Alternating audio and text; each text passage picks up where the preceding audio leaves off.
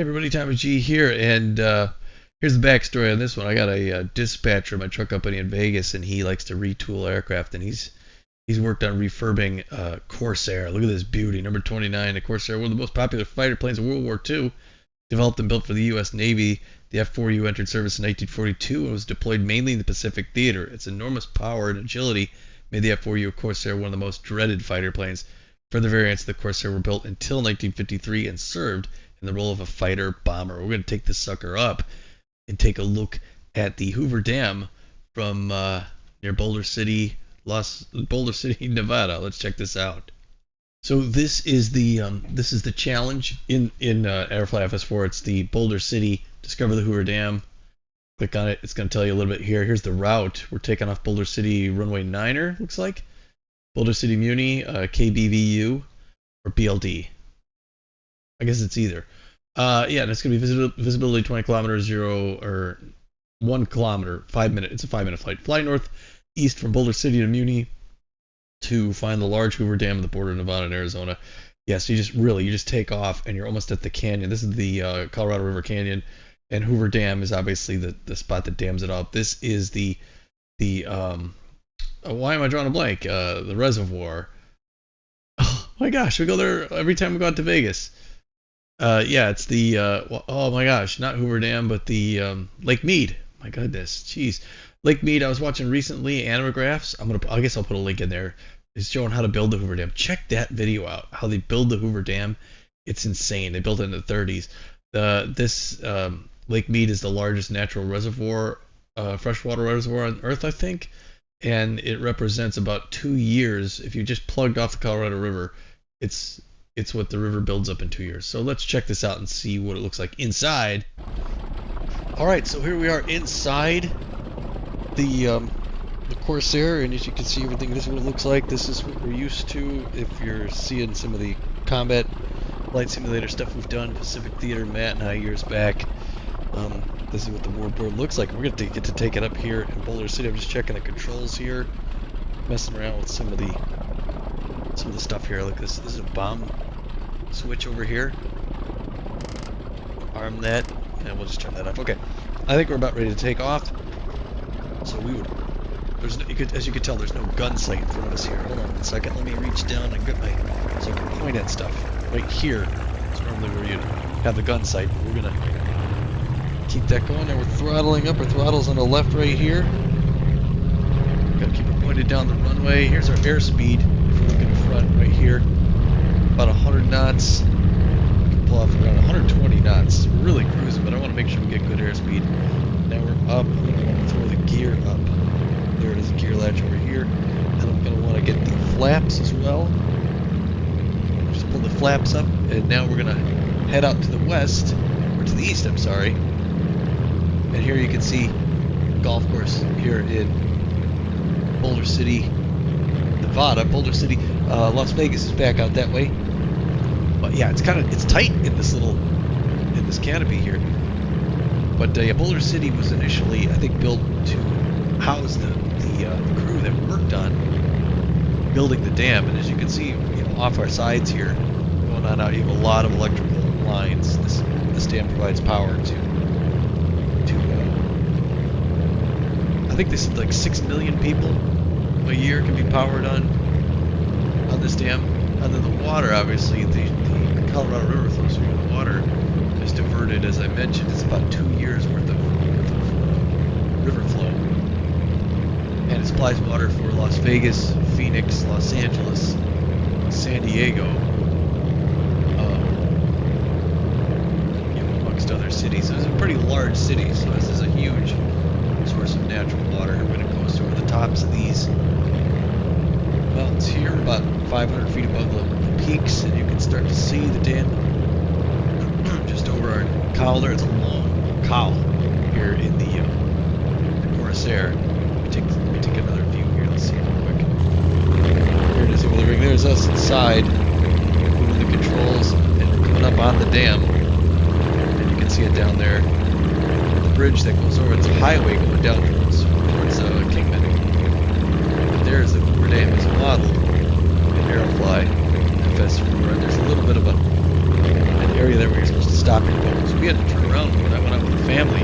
We rented a boat. We had to turn around there so we didn't get too close to the dam. But here's what it looks like, kind of coming through the canyon without any heads up. And here's our overlay.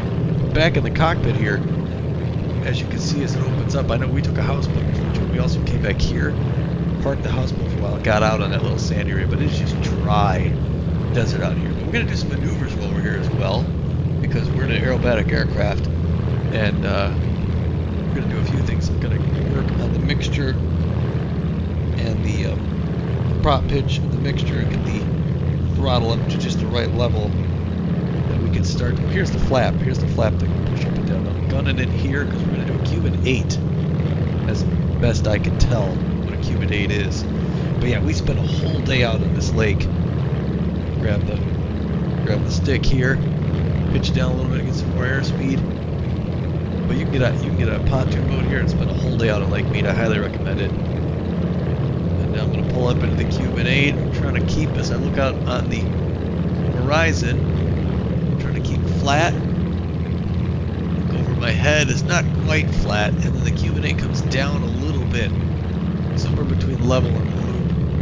And that, my friends, I think is a Cuban 8.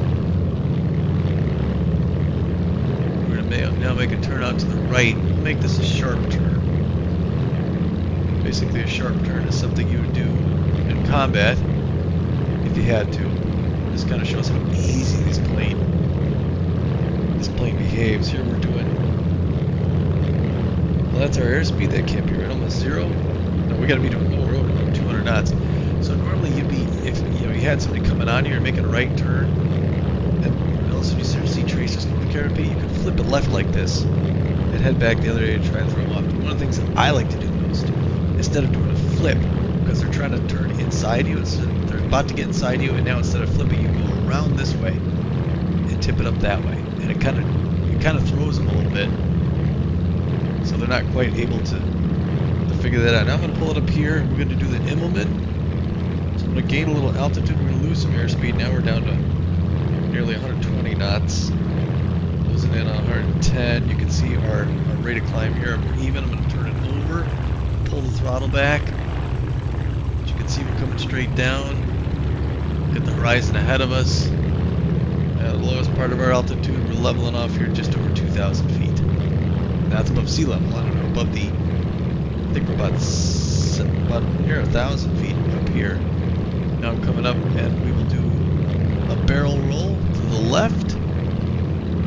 Let's see if we can go external on this next one here. We're from the wing. We'll do barrel roll to the right now. If that don't make you sick, right? Let's see what else we got. We go here. Oh, that's not it. We go back inside. Now I'm gonna do the loop.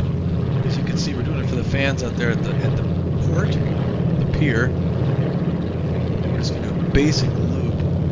The sun's in our eyes. Checking the horizon to try and keep it straight and level. That's pretty good. I've cut back on the throttle. We're a couple thousand feet up above the islands there. Coming down.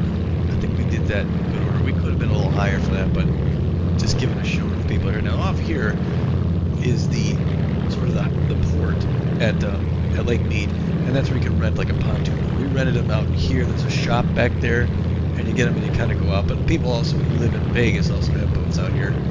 But essentially, you come in this road here, and this is all sort of parking lot. You end up parking your cars down in here, and then walking out across there. You feed the big fish, and then you go back and take your boat out. There's islands there, but this here is sort of an open air. This all used to be underwater up to this little, I think, campground here at the lake's highest points years back. I think the 80s was when it reached its high point. And these all used to be, again, it's about 600 feet deep at its deepest. So that kind of gives you a scale as to what it is. We're going to come back on over the pier here, give a little show before we head back. We're a little low right here. We're coming right over the parking lot. We're going to try and do a segmented roll, but I'm not very good at this. So we're going to whip it hard left. Try and keep it level there for a second. Inverted. I overdid it a little.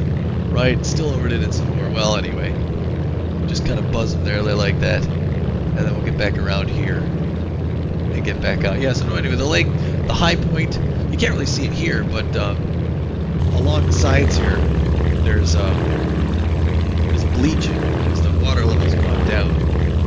And the water level's going down because, mostly because the city of Las Vegas has almost doubled in size in the last 10 years. So the draw from this lake is incredible. And it's just, yeah, and then, you know, Phoenix has grown, LA has grown. All these places are getting bigger and they're drawing millions and millions of gallons off here, so it's water levels falling on it.